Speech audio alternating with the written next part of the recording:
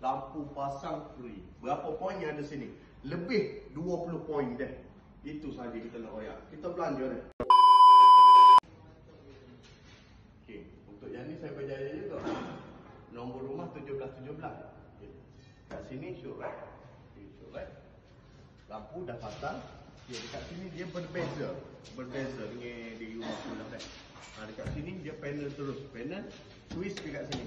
Semua twist dekat sini. Okey. Untuk lampu ni pun sama. Downlight ni free. LED straight light ni free juga. Pasang. Okey. Lepas tu dekat sini okey, footed sampai dekat pintu ni okey. Dekat pintu ni kita bagi free lagi dekat customer. Free lagi. Sebab kita nampak tak cantik. Tak cantik. So kita nak buat pintu apa ni? Hidden door. Hidden door. Hidden door. Gitulah lebih kurang. Hidden door. Kita nak sebut pun orang Kelantan kan gitulah darah. So dekat sini pun sama. Okay. Mirror ni kita bagi free lagi sebab kita nak nampak benda tu jadi comel. Jadi cantik. Bila keluar daripada bilik air, okey, keluar daripada bilik air, beres. Nampak comel. Terus gambar lagi kita sini automatic handsome lah. Okey. So sliding dia berbeza dengan sebelah sana. Okey. Kebiasaan orang lain dia cecah lah. Okey, untuk sliding ni mahal. Okey, macam kita sama. Sebab kita comel sliding supaya tak makan space yang banyak dah. Dua yang banyak. Okey. Dekat sini pun sama. Tak sama lagi. Tak sama lagi. Downlight. LED straight light sini ada. So bahagian sini pun ada. Ni pun ada. Ni colour kuning dah. Dia berbeza dengan rumah sebelah. Rumah sebelah tu colour putih. Di sini colour kuning. Comel betul. Kalau comel dah. Okey. So, kita pergi sebelah sini pula. Sebelah dapur ni ke. Dapur colour merah. Okey, dapur colour merah. Okey, untuk plug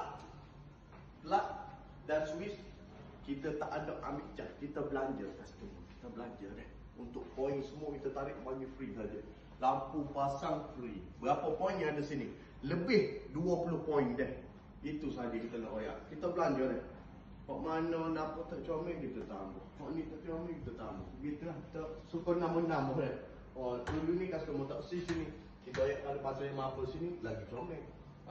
Sebab kebiasaan orang pasal sini lah. Ni kita ambil pas tepi dah. Sampai tepi dah ambil. Comel. So sini ada lagi ni. Ni white kitchen. So sini besar sikit. Sini besar. Ni pun kita buat supaya nampak cantik, nampak comel. So ada wash machine dekat bawah. Nampak bawah lebih luar. So mudah lah. Mudah. Dia pakai pintu buka ke atas lah. Gitu. Bukan pintu buka ke atas. Lepas tu masuk ke bilik ni. Okey. Hot lain free. Kipas pun lampu pun. Semua kita bagi free ni. Ni free lagi. Ni free lagi. Apa nak pula ni. Okey, ni free lagi. Ni. Atas kepala pati ni. Kepala pati. Comel. Atas kepala pati ni comel. Kalau kuning, dia hadir dengan kali yellow lah.